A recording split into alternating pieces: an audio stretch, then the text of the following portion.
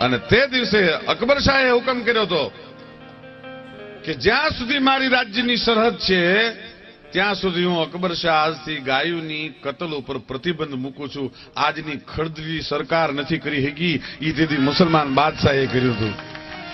આ ખદડાઓને શું કહેવું? આ તમે રેકોર્ડિંગ કરો છો ને, એને સંભળાવવું હોય તો સંભળાવી દેજો. ક્યાં સુધી ખદડા બનીને જીવવું છે મને કાંઈ ખબર નથી પડતી. અમારે હવે ભિખારીને જરદાર કહેવા પડે છે અને લૂંટારાને સરદાર કહેવા પડે છે. અરે નથી આંખ રાતી અને નથી મૂછ મોઢે ડરે, એને અમારે દરબાર કહેવા પડે છે અને ભિખારીને જરદાર કહેવા પડે છે. આવું ક્યાં?